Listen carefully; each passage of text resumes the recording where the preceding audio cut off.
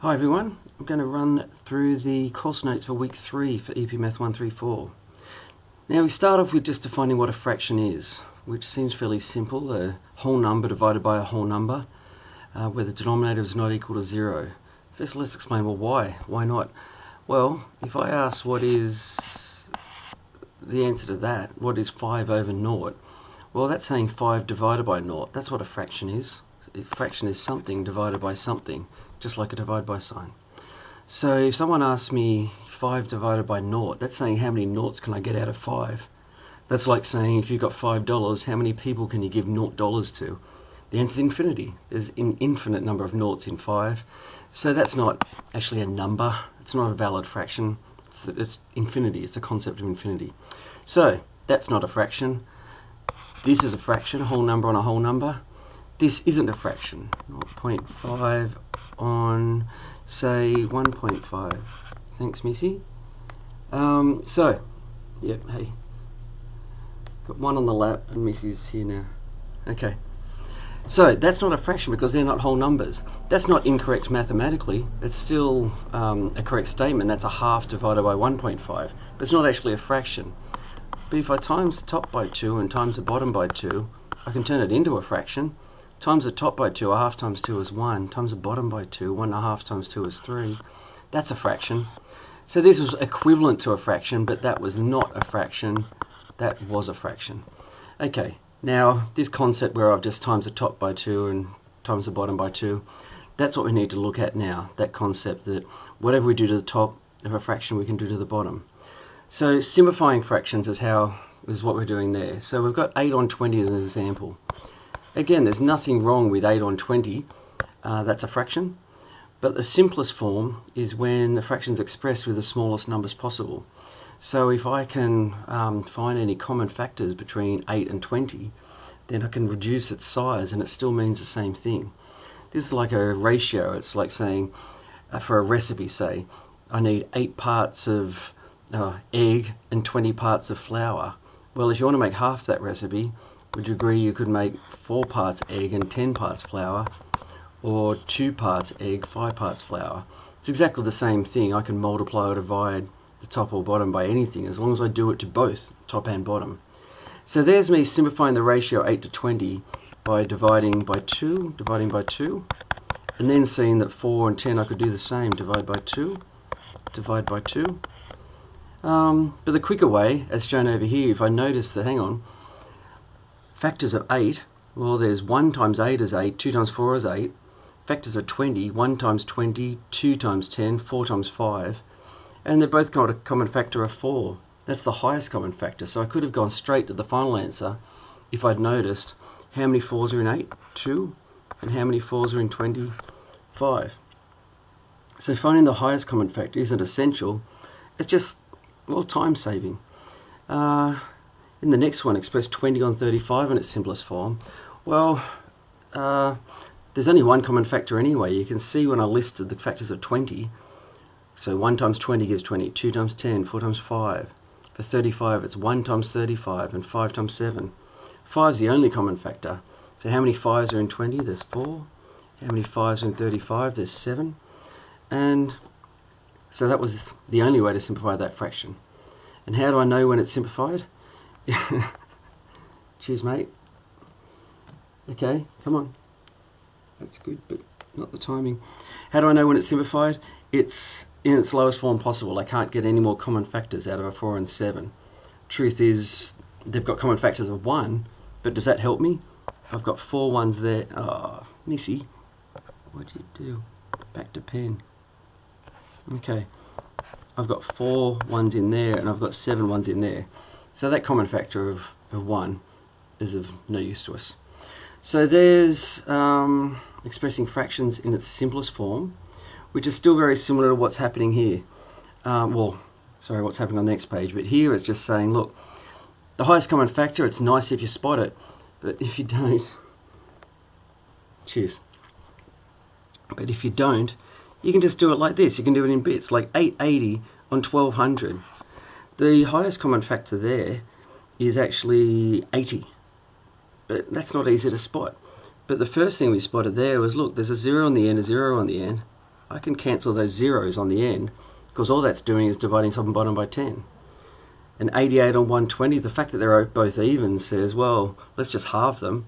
44 and 60, they're both even, let's halve them. 22 and 30, they're both even, let's halve them.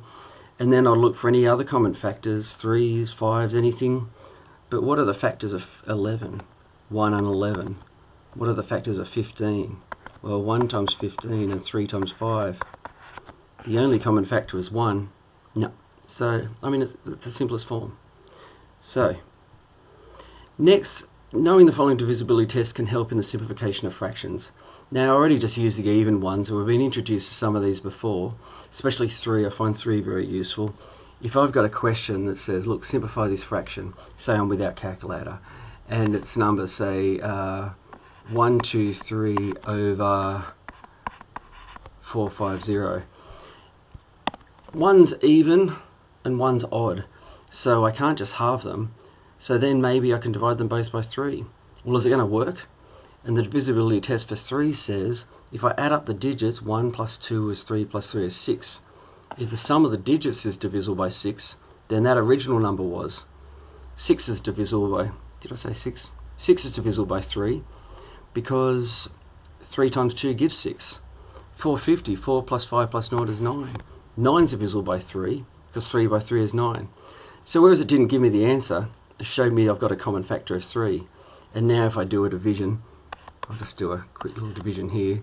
3's into 1 goes 0, 3's into 12 goes 4, 3's into 3 goes 1. And I'll do a little upside down one here.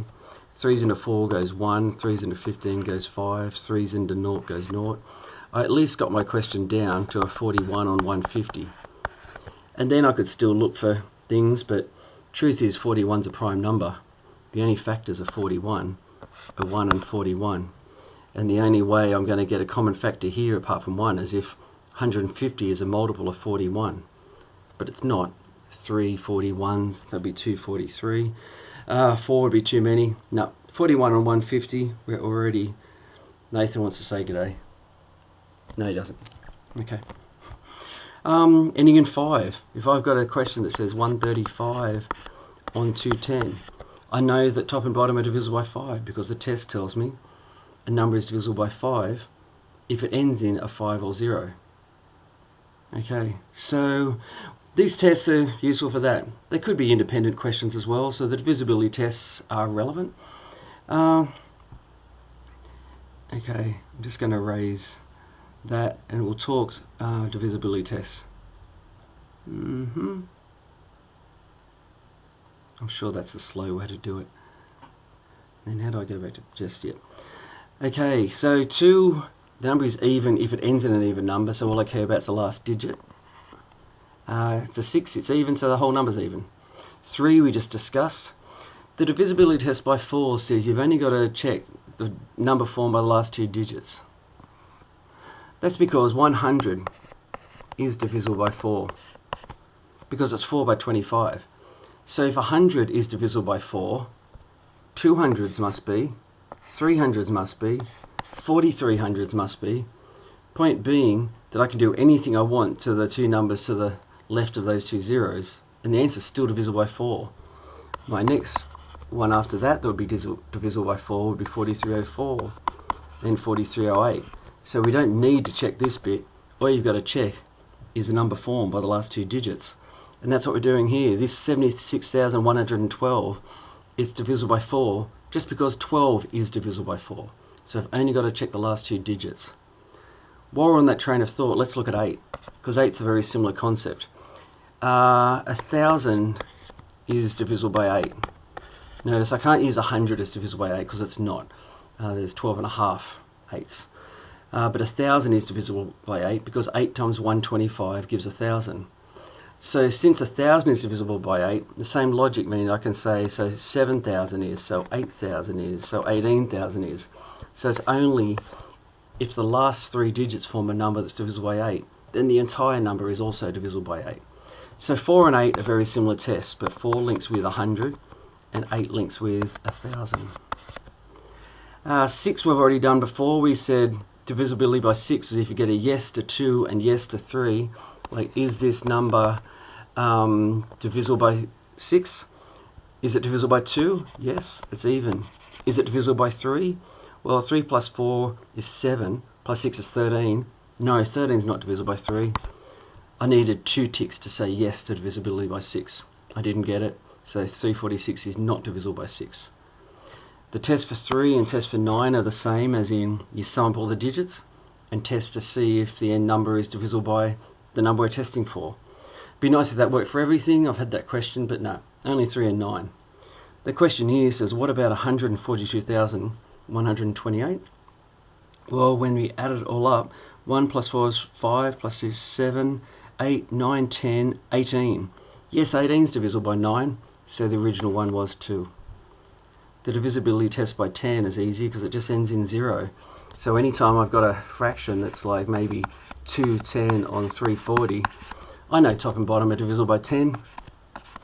So basically I can just remove those end zeros. Not zeros in the middle. I can't do it to 201 over 304. Those zeros can't go. It's only zeros on the end. Yeah, they can go. 11. I'm surprised that 11's there. Actually, I'm going to go on a limb here and say that should be deleted. Okay, that's not really a shortcut. I mean, there's a test there for 11, fine, it exists, but that's not a time saver. On that topic, I should say, well, do I have to use these tests? We need to know them, not 11. I'll get rid of that, like I said. But, well, what's quicker then? Well, if someone asks me if a number is divisible by 11, I just go find out. As in, if someone asks me is 346 divisible by 11, I do it. If I get a whole number, that means it was divisible. It means 11 times a whole number gave 346. But if I do it and I get some remainder, the answer is no, it wasn't divisible. 11 into 3 doesn't happen. 11's into 34, well 3 11's is 33 with one remainder. 11's into 16 goes once, remainder 5. No, it's not divisible by 11. So that's the long way of doing it. That's the normal way of doing it. But sometimes these shortcuts help. But that's shortcut for 11. That's not... Yeah, everyone just... On the keyboard, that's exactly right. Okay. 25. Well, that's just a nice pattern. Numbers divisible in 25. If you start adding up from 0 to 25... You know the keys better than I do. Start with 0, and then 25, and then 50, and then 75, and then 100. You can see that these multiples all end in 25, 50, 75, or 100. 125, 150. So that's all you've got to check. I know this big number is divisible by 25 since it ends in a 0, 0, 25, 50, or 75. And as for the last two digits being 0, 0, well, that's the same as the 10 test. It's just 100. A whole number that's being times by 100 has 2 zeros on the end. So if I'm trying to simplify 2100 over 3400, yes, I can remove 2 zeros. It's basically doing the divisibility by 10 test twice. So the example we're left with here is express 51 on 63 in its simplest form. And here, well, they're going through using the tests. 2 is not a common factor because they're both odd. Okay? As even though the numerator is even, that numerator's not even. Oh, wow. I've got another change to make. As they are both odd. But the point that's making is, if the numerator is odd and the denominator is even, it doesn't matter. They both have to be even to be divisible by 2. Again, hopefully I've changed that before you open the course notes. These videos are good to check for errors. 3 is a common factor because 5 plus 1 is 6, yeah, that's divisible by 3. 6 plus 3 is 9, yeah, that's divisible by 3. So if we divide top and bottom by 3, I get a 17 on a 21.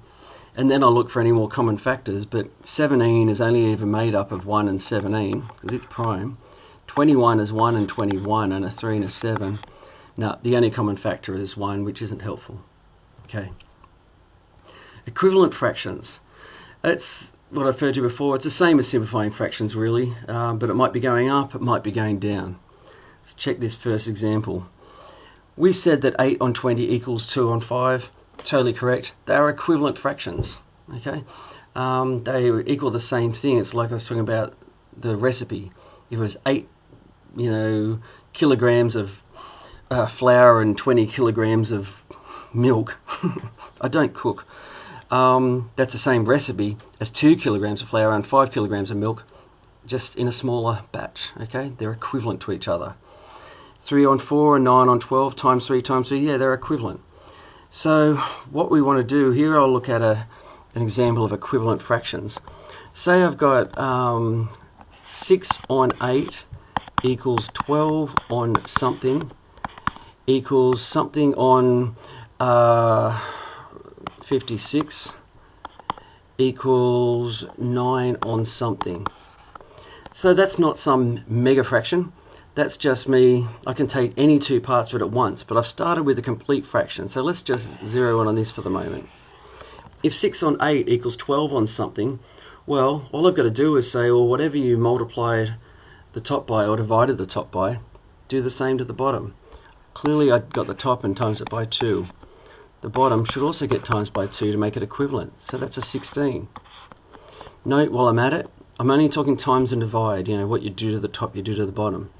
If I try to claim that 1 on 2 is equal to, I can add 1 and I can add 1, clearly it's false. That doesn't work. Same with recipes. You don't just add an extra kilo of milk, an extra kilo of flour, and suddenly you've increased the size of the recipe. No, you've wrecked the recipe. So that doesn't work. Let's look at this. Now, to go from here to here, it doesn't matter whether I use this fraction or this fraction. They're equivalent, but it's whatever easier. Would you rather 16 times something gives 56 or 8 times something gives 56? And I'd rather 8 times something gives 56 because I know the answer. 8 times 7 is 56. So 8 sevens is 56, 6 sevens are 42. Alright, equal treatment. Now there's a tricky one on the end, but there's a nice technique to get to it. Firstly, you can see that the top is 9. Now how would you rather get to 9? 42 divided by something is 9? Not nice. 12 divided by something is 9? I don't know. 6 times or divide something is 9? It is 6 times 1.5, but is there an easier way? And there is. A really nice technique with these. If your first fraction is not written in simplest form, write it in simplest form. 6 on 8 is the same as 3 on 4. And that will help you get to other ones which are trickier. Like 3 to 9, that's easy now. 3 times 3 is 9. 4 times 3 is 12. So my hint there is write the first fraction in simplest form, and yeah, it makes life a lot easier.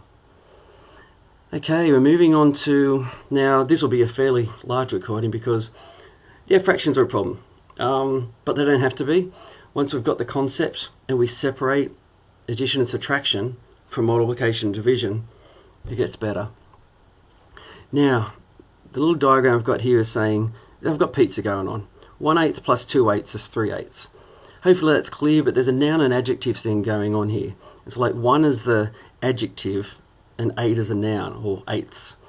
I've got 1 of these 8ths plus 2 of these 8ths. Well, whatever an 8th is, if I've got 1/8 and 2/8, I've got 3 of the same 8ths. Firstly, that's to get rid of the temptation. A lot of people want to add the denominator. But if I've got 1 chair plus 2 chairs, I've got 3 chairs. Not 3 double chairs or anything weird. The denominator stays the same. You want the denominator the same in the question, and the denominator is the same as in the answer, because whatever you're counting, they stay the same. An 8th is an 8th. But if I said what's an 8th plus a 6th, that's when I say, well, what's a table plus a chair? And I go, oh, okay, harder to answer. So now we want to convert them to a common denominator, as in if they were both, like here, well, if they were both 12ths. If I said 2 12ths plus 3 12ths, easy, 5 12ths, but I need the same number on the bottom.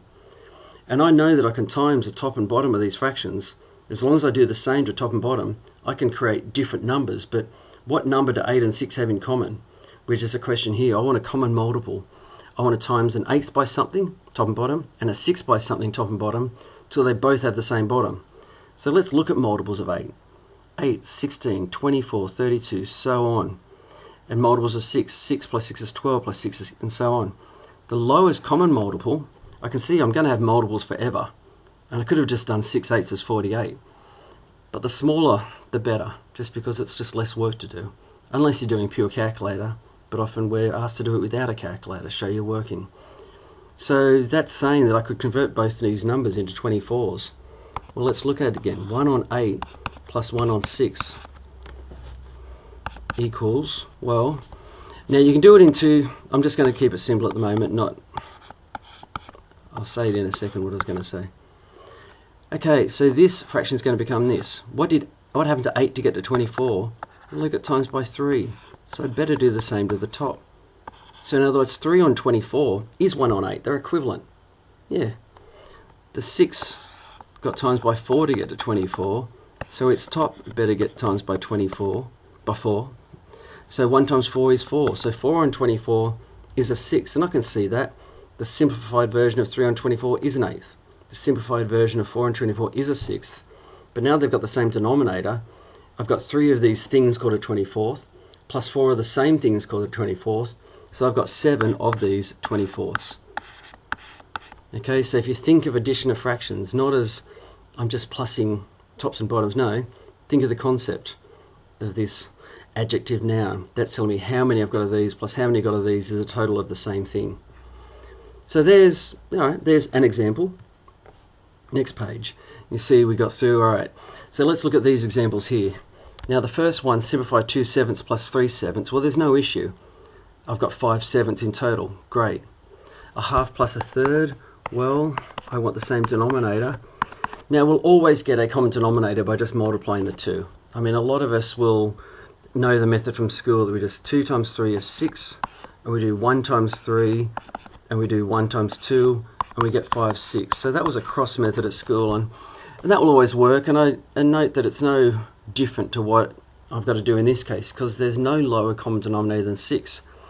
But what if it was 7 tenths plus 3 20ths? Yes, I could do 10 times 20 is 200 and 7 20s and 3 10s. But if I just look at the denominators and say, look, my method here to find a lower common denominator is at least walk to the biggest one. It's never going to be the smallest. The smallest one is never going to be a multiple of the biggest one. It's got to be at least the biggest one. And in this case, look, will 20 do the job? Yeah, 20 is a multiple of 10. And I can leave the 20 alone. So I can leave that one alone, and it's very easy to change 7 tenths to 14 20ths, just timesing top and bottom by 2. And I'm there already. I've got it to 17 on 20. Okay, another similar one, say it was 3 16ths plus 5 12ths. Again, I could do 16 times 12 and do all sorts of multiplications, or I could try and find something smaller. Walk to the bigger denominator and see, will you do the job? Are you a multiple of 12? No. 16 times 2 is 32. Is 32 a multiple of 12? Nah. 3 16ths is 48. Is 48 a multiple of 12? Yeah, it is. 48, 48, put a plus in between. What did I do to the 16 to get there? I times by 3. So the 3 will get times by 3. What did I do to the 12 to get there? I times by 4. So the 5 had better get times by 4. And so I've got 29 on 48. I referred to something on the previous page, and that was just what I was going to say was like what's happening here. You can do it as 2 separate fractions, or you can say, look, I've got a common denominator of 48. 16 got times by 3, and I could have written it this way. It makes no difference if you write these big fraction sign all over 48, or do your 2 separate fractions. In the beginning, I normally just keep it separate, just to note that, look, that and that are the same, and that are the same. But that method of writing it is fine. So that's a fairly simple one. This one, well, the lowest common denominator here, there was nothing better than 5 by 7 is 35. So we just went across and just did it. Notice that addition and subtraction, they're the same thing in the way that it's this adjective noun thing. If I've got 7 tenths minus 3 tenths, yeah, I've got 4 tenths. Because it's just this many of these things minus this many of the same things, and I've still got the same things, just a different number of them. So plus and minus, or also the harder ones. We're used to, in arithmetic, plus and minus is normally the easy ones, and times the divider harder. It's the exact opposite in fractions. Try and lock it in as soon as possible. The plus and minus, I've got to be talking in common denominators. But times and divide, I just don't. A lot of people waste time with it. When we get to times and divide, you'll see no common denominators needed. It's a winner. Okay, so here's when that spiel I've got here was exactly what I was doing before, saying, look, can you find something better? Like 4 times 6 is 24, but 12 did the job, because 2 6s are 12, 12's a multiple of 4. Yeah, that was good. And again, with this three-way here, let's just look at this. It says 2/3 plus 1/4 minus 3/10 equals, well, I'll do the big fraction bar here. I want a multiple of 3, 4 and 10, a common multiple. Again, I'm going to go to the big one. Will 10 do the job? Not for 3 and 4. Neither of them. What about 2 10s is 20? 20 is a multiple of 4 but not of 3. What about 3 10s is 30? 30 is good for 3 but not for 4. Then I'll try 40, nope, 50, nope, 60. 60 is a winner. 60 is a multiple of 3 because 3 times 20 gives 60. So 2 times 20 gives 40. 4 times 15 gives 60. So 1 times 15 is there. 10 times 6 gives 60. So 3 6s are 18. And yeah, all we needed to remember was, well, that's a plus, that's a minus. Fine, I've got it all right. 40 plus 15, well, that's 55. Minus 18, that's 37. And using the lowest common denominator was a nice thing. Okay, so that's adding and subtracting fractions, which, yeah, they're the worst ones. And if that's making sense, that's great. Now, multiplication of fractions. This is the nicest. And division, we turn all divisions into multiplication too, so they're nice. Now, note here, I've put it here, a common denominator is not required here. The first example we start with is 3/4 times 5 6. Now, truth is, we're allowed to just go 3 times 5 is 15, and 4 times 6 is 24. And then, if requested, it's a good habit anyway, we want the fraction in simplest form. If it wasn't requested in the question, there's nothing wrong with 15 on 24. It's just, let's get used to simplifying anyway. A common factor between those two and what I can spot is they've both got 3's in it. How many 3's in 15? There's 5. And how many 3's in 24? There's 8. So my final answer here is 5/8. But note the other beauty of when we're multiplying fractions is you can simplify the question before you even do it. So this was that. Now we're going to explain this next bit, 3/4 times 5 6.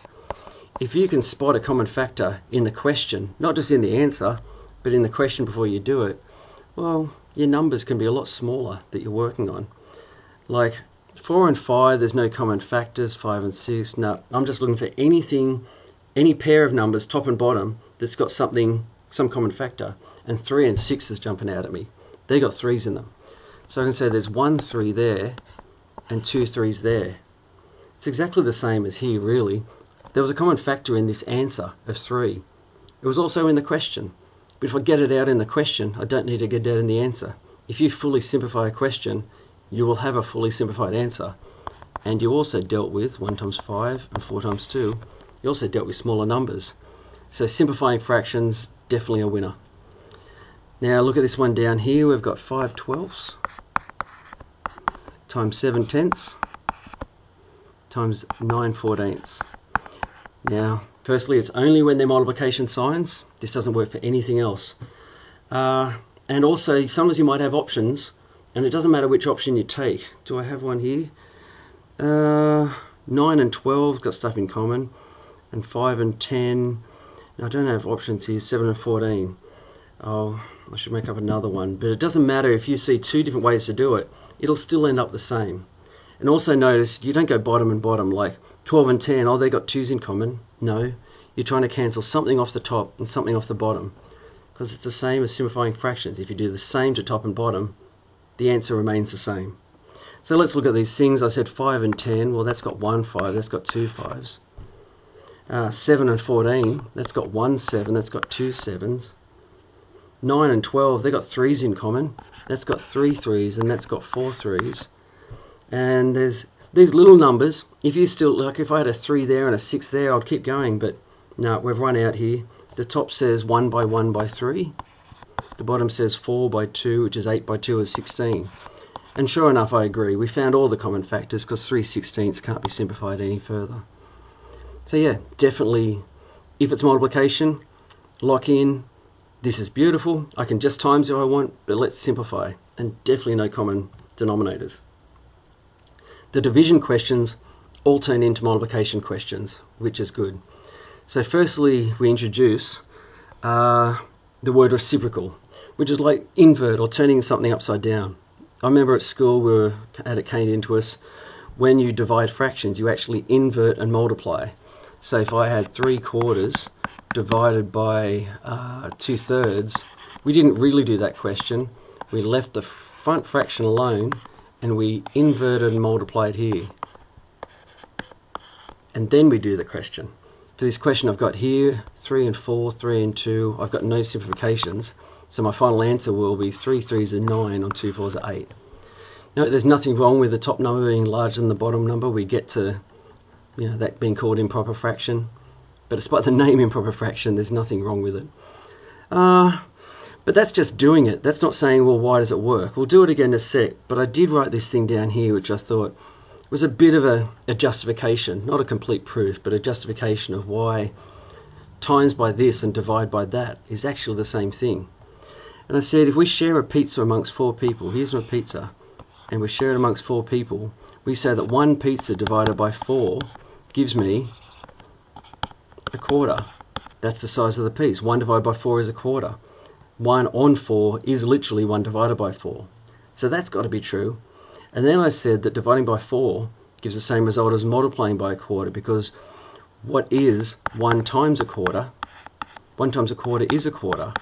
All I'm saying there is that dividing 1 by 4 and timesing 1 by 1/4 gave exactly the same result. And that's what we're saying. Dividing by this and timesing by its reciprocal is exactly the same thing. This is the proper proof, but it's algebra. We don't have to go there yet, but it is pretty nice. X divided by y is an x on y. X times 1 on y is, well, we know an x is an x on 1. So it's an x times 1 on top, which is x, 1 times y on the bottom. So dividing by y and times by 1 on y both gave the same answer. So that is a proper proof for everything. Note there, I should just ask a question with a whole number in it. And that is, say I said, well, what's 3/4 divided by 6? So, oh, don't give me a whole number. Never get put off by whole numbers, whether it's here or there. Whole numbers have a denominator of 1. Treat them exactly the same as everything else. It just happens to be a whole number. Here's 3/4. Instead of divide by 6 on 1, we'll times by 1 on 6. Let's simplify if we can. And we can, a 3 and a 6. I've got 1 3 there and 2 3s there. Let's go for it. 1 by 1 is 1, 2 by 4 is 8. Okay, so if there's a whole number, it changes nothing. Just put it over 1 and treat it the same. In this example, well, it's very similar to what we've just done. So that's division of fractions. Here we are, the improper, proper and mixed fractions. So we just got an answer before of 9 on 8, and I was saying there's nothing wrong with 9 on 8. It's called an improper fraction because its numerator is larger than its denominator. It's proper when the numerator is less than the denominator. And if the numerator is equal to the denominator, well, you've just got yourself a whole number. 9 on 9 is 1. But that's improper, but sometimes you want to express a mixed an improper as a mixed fraction. What that means is, because this numerator is larger than the bottom, and because this question still mean 9 divided by 8, you can see that it's really greater than 1, because 8 on 8 would be the number 1. 9 on 8 is a little bit more. 9/8 is the same as 8 on 8 plus 1 on 8. Just look at that. All I've done is say 8 of these 8s plus 1 of these 8s is 9 of these 8s. So really 9/8 is 1 and 1/8. So here's the intro that this is an improper fraction, as shown here, tops being bigger than bottoms. The propers were the ones we've normally used, and the mixed fractions is just when you convert it to being a whole number part and a fraction part. It's a mixture of the two. So impropers and mixed fractions go hand in hand, because I can't convert a proper fraction into mixed or improper. Proper is just, that's proper. It's not a mixed fraction, there's no whole number in it. The top isn't bigger than the bottom, but impropers can convert to mixed and mixed can convert to improper. What I just did there was convert an improper to mixed, which is still coming. But the first question here is, how do we convert from mixed fraction to improper fraction? Well, the example there is 5 3/4. You can still look at the above example and work it out. 5 3/4, we've got a shortcut coming, but 5 3/4 really means if I want to turn it into like an addition problem. 5 3/4 means 5 plus 3/4. If I was really going to add two things, I would want the same denominator. I know the denominator of 5 is 1. So I could make them both a denominator of 4 if I times top and bottom here by 4. A 5 on 1 is a 20 on 4. Equals 23 on 4. Done. So that was me converting a mixed fraction to an improper fraction just using the rules of fraction addition. But look at this beautiful little shortcut. If ever we're converting from a mixed fraction to an improper, it's always going to share the same denominator. So I know my answer is going to be something on 4. But all we've got to do is 5 4s is 20 plus 3 is 23. There's the reason why it works, because we said 5 4s is 20. The 3 was still there, we added them. Here's the longhand with the working. Here's just what will always work. That times that plus that will give you the answer. So 3 2/5 to an improper fraction. Well, it's 3 5s is 15 plus 2 is 17. It's going to be 17 on 5. Okay, so that's a nice little way to convert them. As for the other direction, well, that's what we did before. Oh, here's another example. 12 7s is 84 plus 3 is 87 on the same denominator of 7. But like what we did before, I converted 9 8ths and we said it was 8 8ths plus 1 8th equals 1 1/8. The method I really also like to do is just to do the division. 9 divided by 8 literally means 9 divided by 8. And here's a division algorithm saying there's 9 divided by 8. Remember, it was like it was backwards. How many 8s can I get out of 9? 1. And I've got 1 left over. And now that we're in the fraction topic, let's stop writing R1 and write 1 divided by 8. Because 9 got divided by 8, and we got an answer of 1. The remainder of 1 still has to get divided by 8. So it's 1 1/8. See, that's a pretty nice method. 7 thirds, 7 divided by 3 is how many 3's in 7? Well, there's 2 3's in 6 with remainder 1. So that's pretty quick, isn't it? Converting 7 thirds to a mixed fraction is 2 1/3. What's this one? 87 on 7 to a mixed fraction. 87 divided by 7. 7s into 8 goes 1 with 1 left over. 7s into 17, 2 7s are 14 with 3 left over.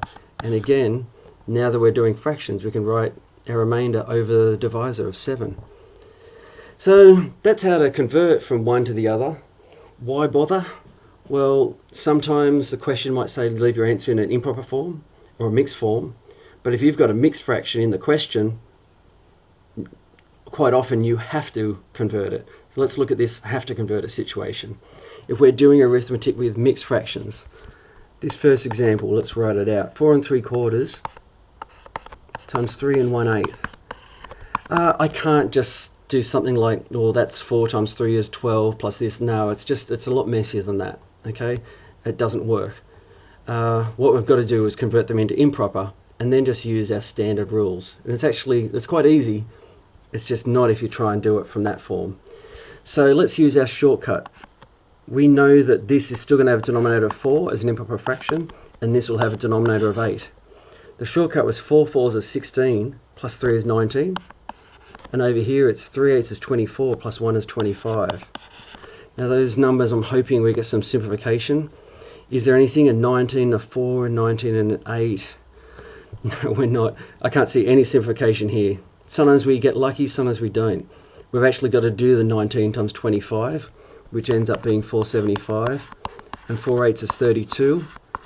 Now, I know that that's already in simplest form. If I can't pull out any common factors here, I'm not going to get any here. I'm done. It's simplest.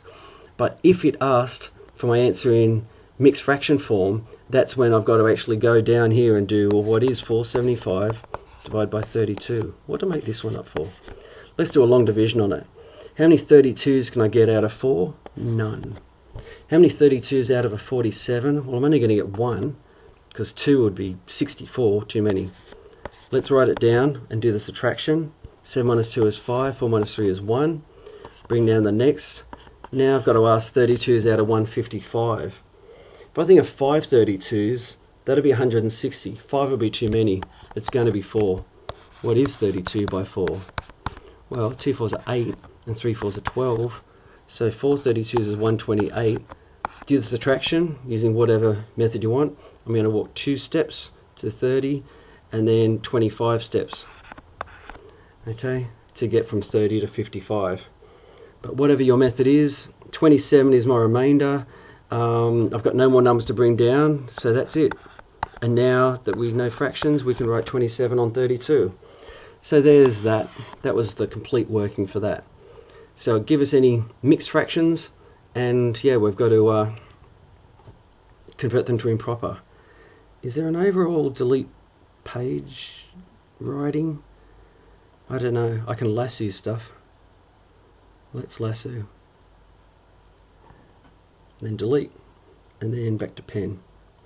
Okay, the next one is 4 3/4 divided by 2 7/8.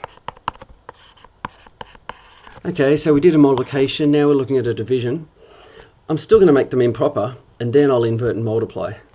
So the improper, it's still going to be, what's my obsession with 4s and 8s? So the first one, 4 4s is 16 plus 3 is 19, that rings a bell. Then we had 2 8s is 16, plus a 7 is 23. Now don't look for simplifications yet, because it's not a multiplication question yet. I've got to flip the second one and turn into a times. 8 and 4, that's something I can spot. There's 1 4 there and 2 4s there. And 19 to 23, there's nothing left, so now I just go for it. 2 19s is 38 on a 23. Let's do the division. I'm pretty happy with seeing that there's only 1 23 and 38. And what's the gap between 23 and 38? Well, that's 7 plus 8, that's 15. Okay, all I really did there was I did a 38 divided by a 23, and the algorithm doesn't really help me when the numbers are so small. And I said, look, there's 1 there. I did my remainder and said my remainder is 15 on 23. So 1 and 15 23rd. So okay, there's a division. Now we'll get that lasso again.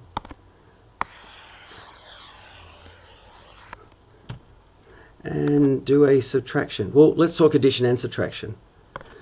Somewhere we say it is necessary to convert from mixed to improper before performing a multiplication or division. Now, truth is, I like to do it for addition and subtraction as well. You don't have to. You can, like, if I've got 2 3/4 plus 1 5/8. Now stop with the 4 and the 8s. 7s. So that's just a random question.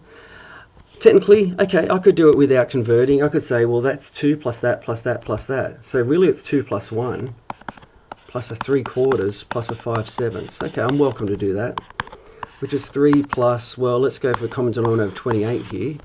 3 7s is 21 plus 4 5s is 20. So I've got a 3 plus a 41 on a 28. And now I need to convert that 41 on 28 to improper, to mixed, sorry. There's only going to be 1 28 in 41, and the gap between 28 and 41 will be 2 plus 10 plus 1 and be 13. So there's my answer of 4 and 13 28ths. So that was acceptable to not convert to improper. Let's see, what if I did? I would have said 2 4s are 8 plus 3 is 11/4. Plus 1 7 is 7, plus 5 is 12/7. And then I would have said to 28ths, 7 11s is 77, plus 4 12s is 48. Actually, I'm preferring the top version. 77 plus 48, well, 70 plus 40 is 110, plus 15 is 125 on 28. Now I've got to go through my times tables a bit, but I'm going to cheat because I know it's a 4. And check what is 28 times 4.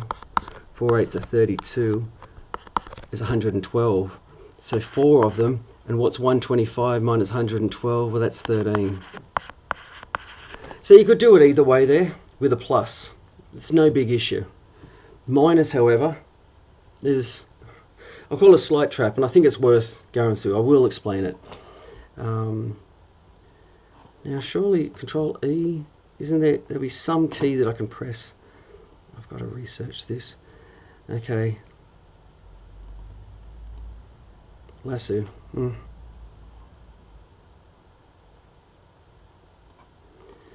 Delete. Subtraction. 5 1/4 minus 2 3/8. If I was to try the same thing, I've done it down here the way I like it to be done. But 5 1/4 minus 2 3/8.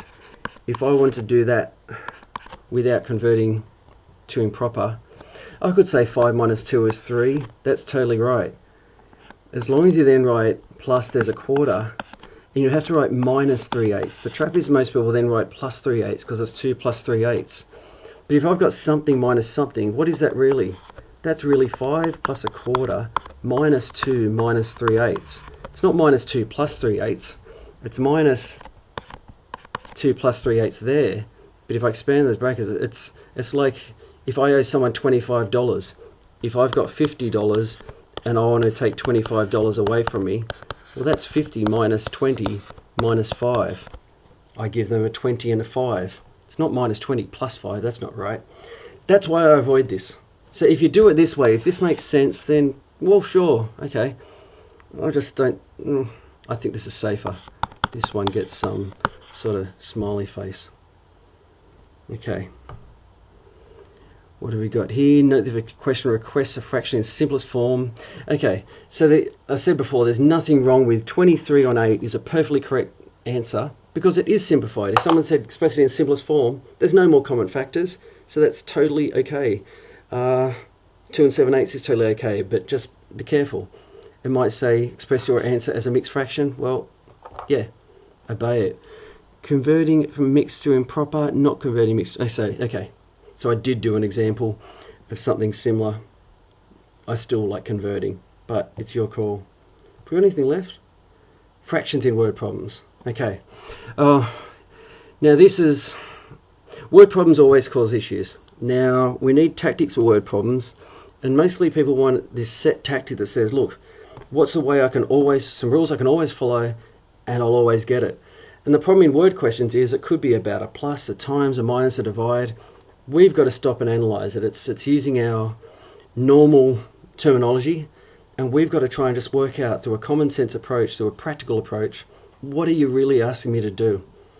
And really the tactic I've got is, if you can write down the info you've got, maybe you can draw pictures. Pictures are fantastic. In this question, I think the pictures are fantastic. But yeah, just lay out all the information in front of you.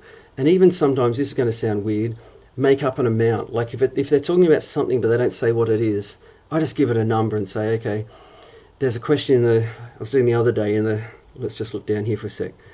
There's a question, April, May and June. Oh, actually, no, I'll do that now. April, May and June all work at the supermarket, but April gets paid 3/4 of what May gets.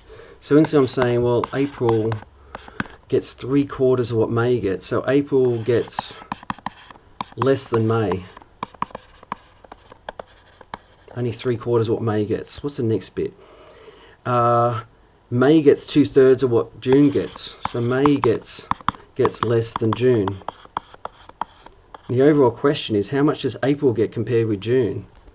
Well, I know April gets much less than June. So at least I've got some sort of idea, because if April gets less than May and May gets less than June, April gets way less than June. Now, how much less? I can see that the answer is going to be, well, if April's money is only 3/4 of May, April equals 3/4 of May, and if May equals 2/3 of June, probably just because I'm an algebraic sort of person, I'm picturing that M and saying, well, if M represents May's money, can't we replace M with 2/3 J? If M is equal to 2/3 J and that's an M, can't I liquid paper out the M, or tape out the M? Don't think anyone uses liquid paper anymore. Can I get rid of the M and replace it with 2/3 J? So A equals 3/4 times, and instead of writing M, I write exactly what M is equal to, which is 2/3 J. Why are you going to stop writing now? Oh, we're near the end of the video. Okay, I'm going to pause while I fix this, and then I'm going to delete. Okay, it's not working. So I've got A equals 3/4 times, and I've replaced the M with 2/3 J. I've got the mouse. I can cancel some 3's in this multiplication.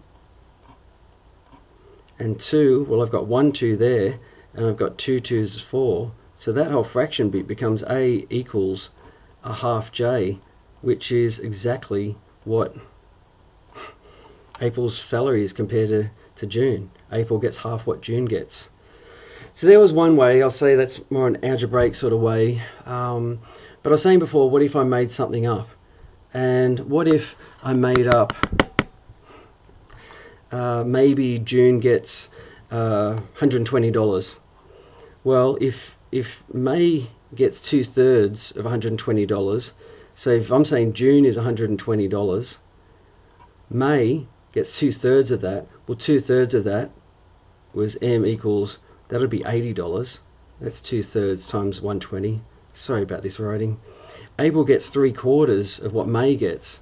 And if May gets 80, well, 3/4 of that is 60. Now we can compare April and June. And what's the comparison? When April gets 60, June gets 120. April gets half of what June gets. It's the same answer, but I didn't deal in algebra and letters. I just dealt in numbers. So that's a perfectly valid tactic. You can solve word problems that way. So anyway, I'll go back up. You'll see in the example we've got here that I have a cake to share. It's a really common sort of question, so it's worth stepping through. I give 1/4 to Adam, and then give 1/2 of what remains. That's probably the main important. It's not 1/4 and 1/2 is 3/4. That's half of what remains, not a half of a cake. There wasn't a full cake remaining. Given to Bob, what fraction I left for myself? Well, here's the cake to share. The 1/4 that goes to Adam, it's gone. Now a half of what remains, so not half a cake, half what remains. So that's hence this picture. Mark a line for half of what's left and remove half of it. So that's what Bob's got left. 1/4 went, a half of what remained went, and this is all that's left. And all that's left can easily be split up to see, it's like I split up the original one. I could have done this whole thing from the start. That is just horrendous. Into 3/8. And you'll see that, okay, I gave away 1/4, that's 2 bits. I gave away a half, there were 6 bits remaining, so I gave away 3. What's left? 3 bits. How big's a bit? 1/8. So that's 3/8 remaining. Pen's dead. Okay, again, I hope that helped. Sorry about the graphics. Okay, see ya.